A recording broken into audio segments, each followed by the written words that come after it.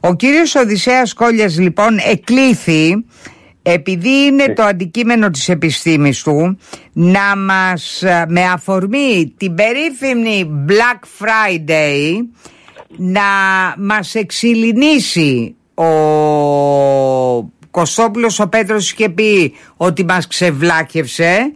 Ο Οδυσσέας Κόλλιας θα μας εξηληνήσει με την εξής έννοια. Γιατί ας πούμε γιορτάζουμε την Black Friday και δεν γιορτάζουμε τη Στοά του Ατάλου, λέω εγώ. Ωραία. Καλησπέρα κυρία Πιπηλή, ευχαριστώ πάρα πολύ για τα καλά σας λόγια, είναι τιμή μου και χαρά μου. Λοιπόν, να ξεκινήσουμε από το Black Friday. Γιατί το λέμε Black Friday? Πριν συνεχίσουμε, είναι οι ημέρες όπου οι επιχειρήσεις κάνουν κέρδη. Η αποτίμηση των κερδών στη λογιστική των επιχειρήσεων είναι με μαύρα γράμματα, ενώ οι απώλειες, οι ζημιές είναι με κόκκινα γράμματα. Ως εκ τούτου λοιπόν, δεν πενθεί δηλαδή η αγορά, το αντίθετο. Το αντίθετο, η αγορά όταν έχει μαύρα νούμερα στα αποτελέσματα γιορτάζει. Στα κόκκινα νούμερα πενθεί. Υπάρχει βέβαια και μία άλλη αστυνομική προέλευση, να πάω να συνεχίσω από αυτά που συζητούσατε και πριν, ότι θεωρούν ότι το 1960 εδόθηκε το όνομα Black Friday διότι υπήρξε πάρα πολλή κίνηση στη Φιλαδέλφια και οι αστυνομικοί ταλαιπωρήθηκαν με την κίνηση του κόσμου. Αυτή είναι λοιπόν η προέλευση του Black Friday, που είναι μια γιορτή της αγοράς και του εμπορίου, που βέβαια ακολουθεί τη γιορτή των ευχαριστειών στην Αμερική, αλλά για μας είναι κυρίως το πριν τα Χριστούγεννα. Είναι μια περίοδος όπου το εμπόριο γιορτάζει. Γι' αυτό και λέγεται Black Friday, που ίσως στα ελληνικά ακούγεται λίγο παράδοξο. Εν τούτης είναι τα κέρδη, είναι η χαρά.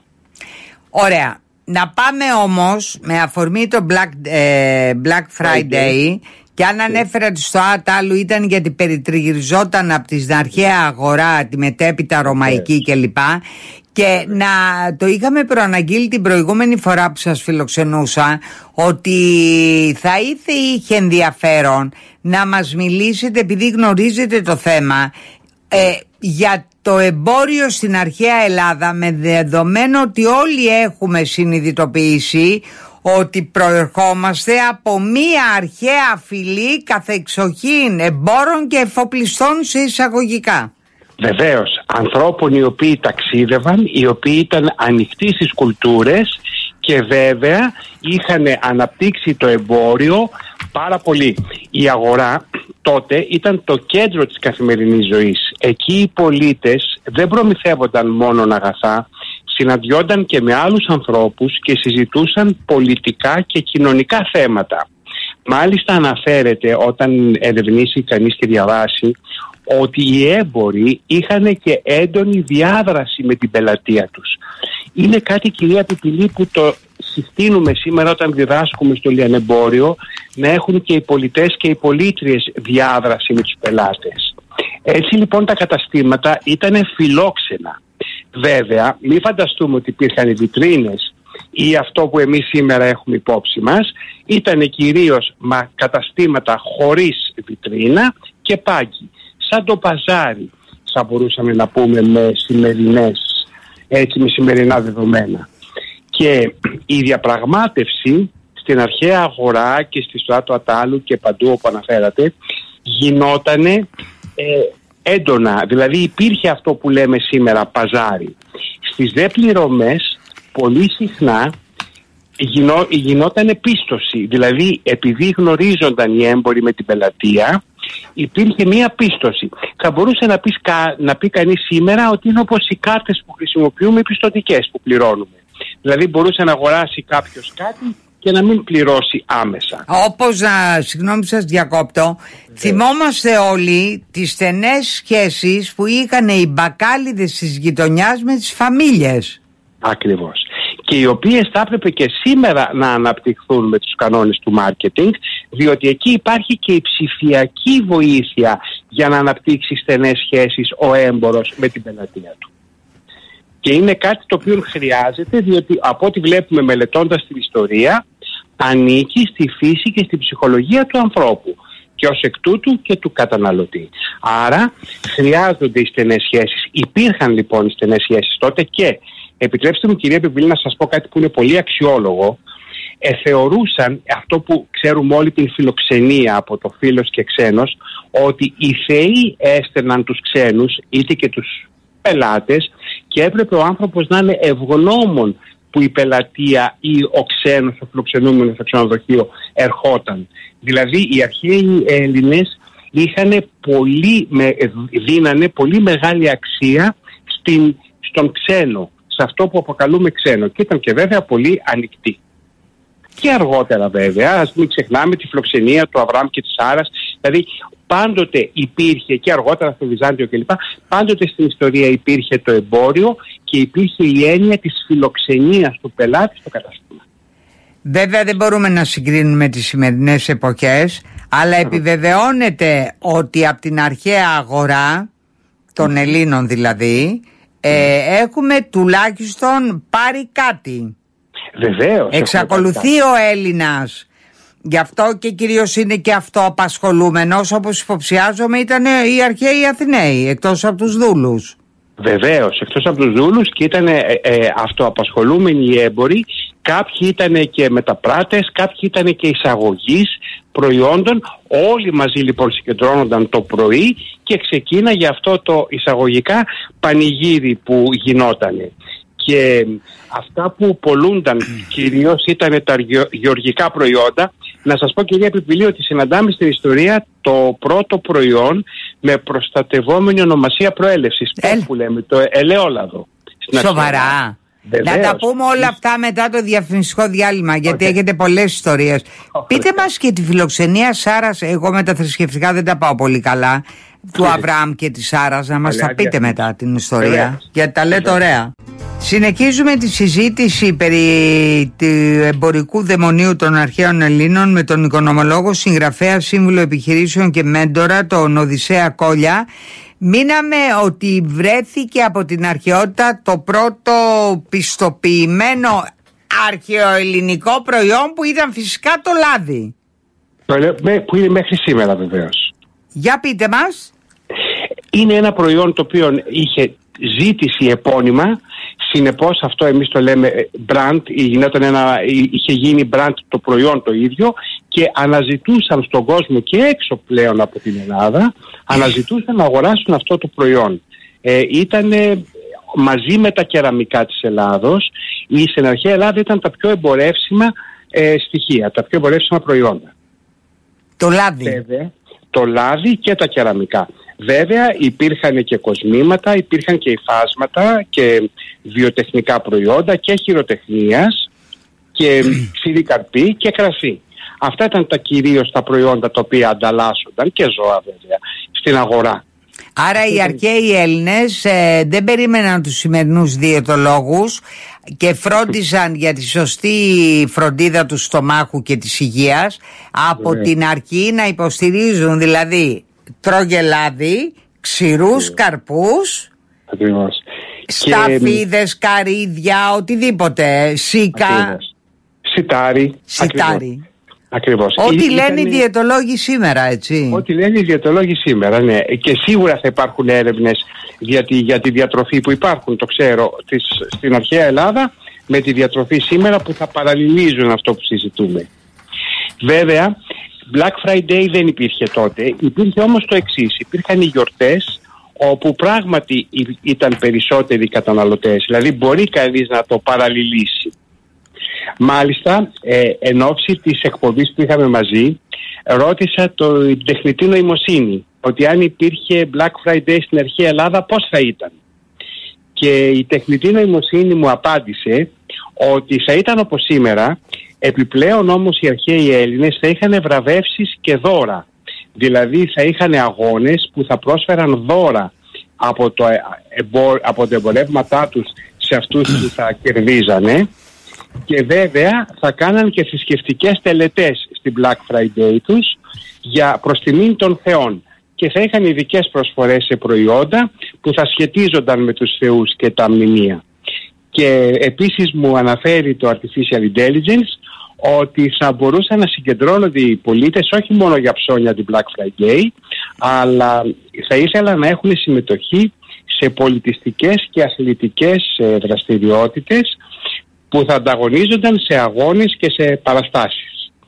Έτσι λοιπόν θα μπορούσαμε να παραλληλήσουμε τη σημερινή εποχή με την αρχαία εποχή όσον αφορά το εμπόριο και το Black Friday.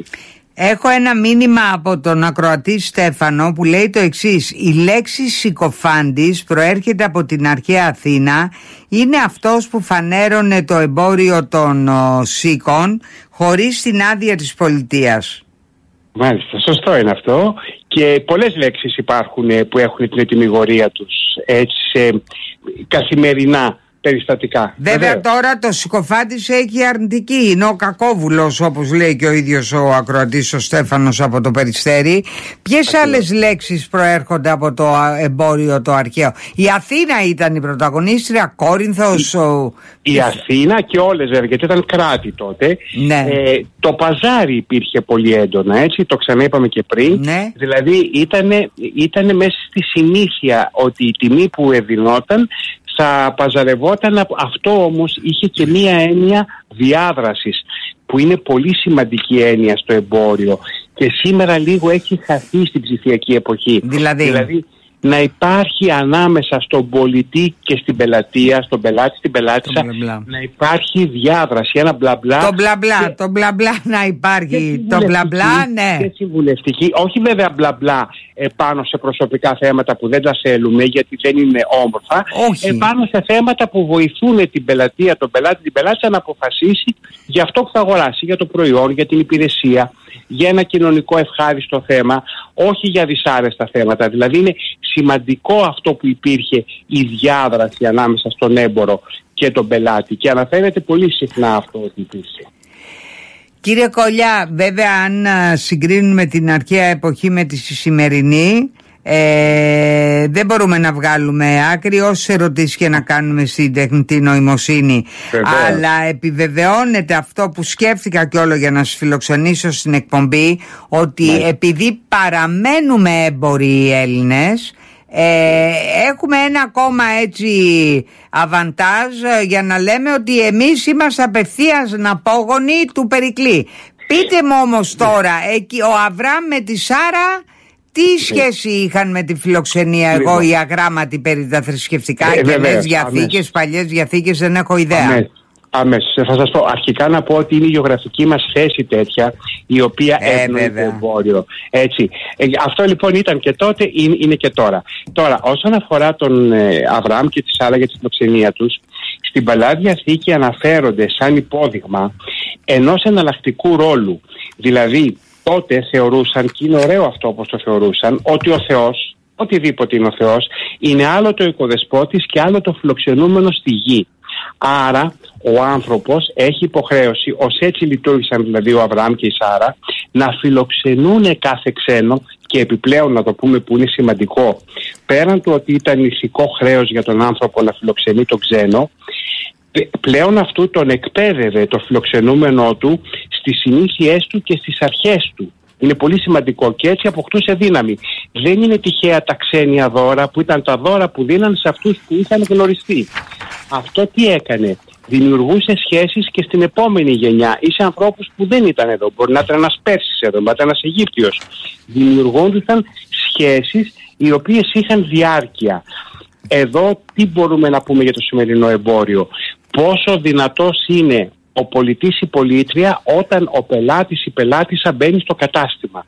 Γιατί μπορεί να του μεταδώσει, να της μεταδώσει συνήθειες, τρόπους, τρόπο σκέψης και να τον κάνει, να την κάνει καλή πελάτησα. Είναι πολύ σημαντικό να το αντιληφθούμε αυτό. Δηλαδή να πάρουμε αυτές τις αρχές μέσα από τη φιλοξενία του Αβραάμ και της Σάρας. Ότι άλλοτε φιλοξενώ και άλλοτε φιλοξενούμε. Φιλόσοφοι οι αρχαίοι Έλληνες, θα είχαν καλά γενικώς με τους και οι αρχαίοι Έλληνες και βλέπουμε ότι και και αργότερα αυτό ισχύει γιατί εξυπηρετεί τους πάντες. Έχω ένα μήνυμα απελπισμένου οδηγού του Τζον, ο οποίος λέει: έχει πάει και στη Συγκρού πουθενά αυτός. Υποφέρουμε στο ύψος του Μάριο, Και γράφει από κάτω ο Κινέζος αξιωματούχος. Επειδή έλεγα προηγουμένως μπορεί να μένει στο Μάριοτ, δεν ξέρουμε. Άρα αγαπητέ μου Τζον, υπομονή, περνάτε καλά. Και έχουμε και την Άννα, η οποία μάλλον δεν άκουσε γενικότερα προσεκτικά την εκπομπή, γιατί λέει: η Black Friday από την Αμερική σχετίζεται με τη μαύρη επέτειο που πουλούσαν μαύρους γυναίκες και άντρες σε σκλαβοπάζαρα. Δεν το ξέρω αυτό.